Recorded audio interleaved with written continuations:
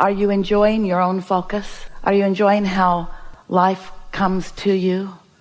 Sometimes you say at you. Life comes to you in response to your vibrational point of attraction, and from that, new determinations are made by you, yes?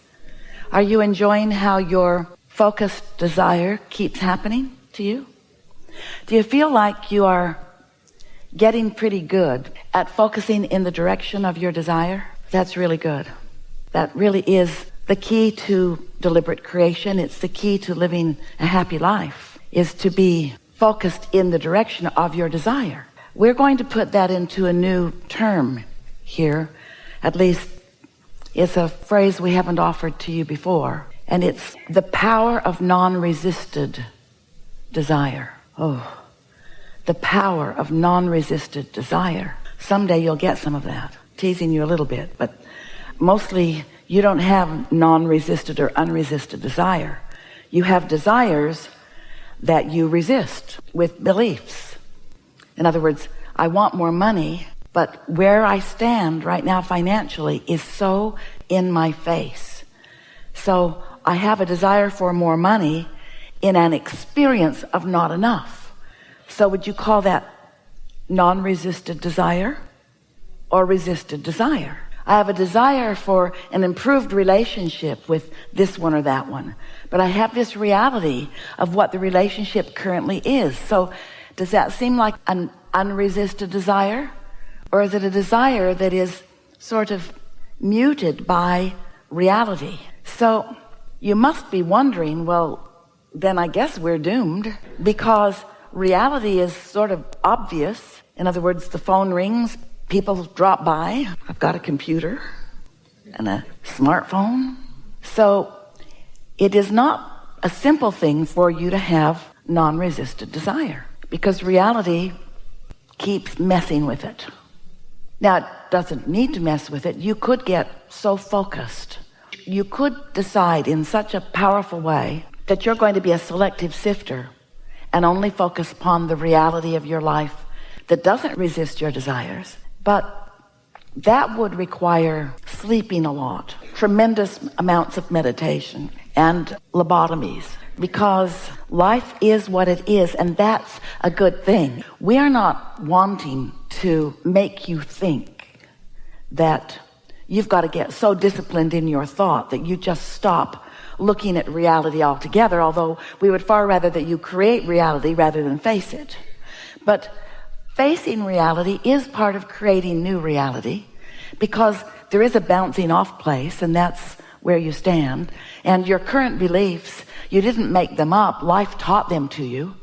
You learned them because you gave attention to things, and the law of attraction matched you up with things that were like them. And so it would feel ridiculous to you to just deny your reality and say that something that is isn't, or something that isn't is, because you are practical in nature, and that serves you sometimes and doesn't serve you sometimes. But what we really are asking you to consider is not giving up your now reality altogether, not even, or not ignoring it or denying it, but just get out ahead of it with your thoughts.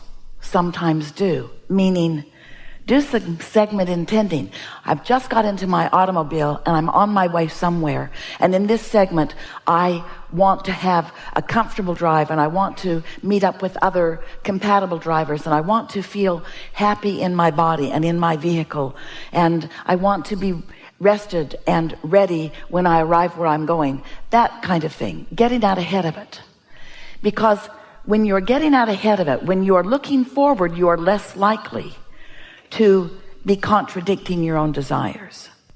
Now, it doesn't mean that just because you're looking toward the future that you're not contradicting desires, because you sort of do that. If you listen to a meal around a table with a few people, and you listen with new ears following this time we are together, you may find yourself a little startled at how much looking back at things to complain about goes on almost everywhere you go. And almost no one knows that is the defeating element. That is the opposite of discovering the awesome power of non-resisted focus.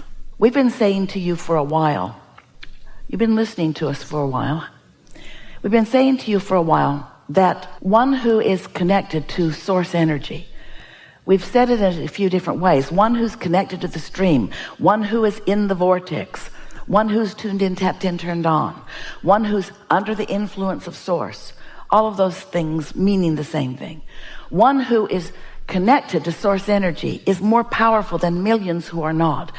That is a non-resisted thought, and we want you to discover for yourself the power of non-resisted thought, because we love you so much, you just hardly ever do it. You are so objective with your thoughts. You are so weighing the pros and the cons and the pluses and the minuses. You are so not wanting to hurt someone's feelings who's standing in a belching of complaint, and you don't want to make waves. And it feels weird to you if you've trained your thoughts into optimism when you are talking or living with a pessimist. We know how that is. And we're not asking you to divorce your pessimist. We're really not. We're asking you to discover the power of focus and influence your pessimistic others into alignment with their own source energy. What we really want for you is that you discover your own power. And until you do, then you're sort of sloppy in your creating. You're creating by default. And then you make up stuff about how it works, because you innately know that things should be going well for you. And when they're not, then you come to flawed conclusions like it's not fair when it always is, or like you're not blessed when you always are, or like you're not good when you absolutely are, or like you're not deserving when you certainly are, or like somebody else is taking advantage when that cannot be. It's attraction, attraction, attraction, attraction, attraction, attraction. It's attraction. It is attraction. It's attraction. It's attraction. It's attraction. It's only attraction. There is no assertion. Therefore, our yelling does not help. It's attraction. It's only attraction. It's only attraction. And you've got to figure out what your point of attraction is. But here's the thing. You are more than this physical body. You are this physical body, and this physical body matters. And you, in this personality that you know as you, is an extension of source energy. And that source energy of which you are an extension is alive and current in your experience, and also has a point of attraction. We call that your inner being. You can call it whatever you want to, but you are an extension of it, and that which you are an extension of is pure positive energy. That which you are an extension of is undiluted, non-resistant focus. So when you in your physicalness are living a moment in time, and you clearly know what you don't want because it felt awful when you lived it, in that moment, you launch an equivalent rocket of desire. That experience, which was unpleasant to you, was a clarifying moment. And in its clarification, you launched a rocket of desire, which this non-physical, undiluted, non-resistant, pure positive energy, powerful part of you received and focused upon. And that's been going on for so long, for more than you have the ability to understand in terms of time. For more than you have the ability to understand in terms of your beingness. That non-resisted part of you is powerful because of the amount of life that has been lived, and what's been sorted and sifted, and what's been decided, and who you really are. And when you hook up with that part of you, you have the same power.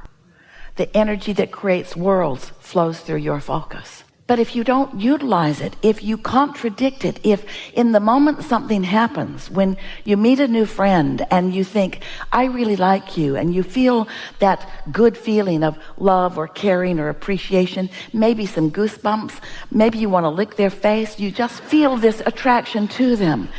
That's a moment of empowerment, because you're feeling what your inner being is feeling. In fact, you're letting yourself feel what your inner being is feeling. But then, as you look them over, Esther had lunch with her accountant the other day. They were in a lovely restaurant, and he went to the restroom, and when he came back, he said, oh, there's a couple on their first date sitting over by the bathroom door. And he said, they seem to be hitting it off. And Esther said, I hope they don't tell each other about each other. Because she's heard us say, you get together, you're all bright and shiny, you're all tuned in, tapped in, turned on, you're in your power, you're glowing bright, you're giving the best of yourself to the other, you're seeing the best in the other, and then you say that human thing, tell me about yourself. And so about half an hour later, Esther went to the bathroom, and it was not a pretty sight. Oh, they were getting along. Neither one of them had their inner being along for the ride at that point. She was explaining about her last relationship, and he was looking on with concern. And so if you find a thought and it feels good to you, identify it, isolate it, and try to maintain the vibrational equivalency on it as long as you can. So we say a lot of things, don't we? So when you start with the premise that when you are connected to who you really are, you are powerful. So let's just use that as the basis from which we move forward. And now we want to say to you that what you give your attention to is what you're attracting into your experience. And now we want to say something to you, and you will remember it all of this day, that the difference, the only difference worth talking about between the non-physical you that we described as your inner being, who is aware of you at all times and with you in every moment, and you, the only difference between the two of you that we really want you to remember forever is that your inner being does not look back. Your inner being just keeps being the forward-most version of you, not looking back in any justification, in any comparison, in any defense, just bees this wonderful culmination of life, looking forward to. Now, here's where you come in. You're in your body and you're exposed to contrast. That's a good thing. Doesn't feel so good sometimes to you, but it is a good thing. So as you're exposed to this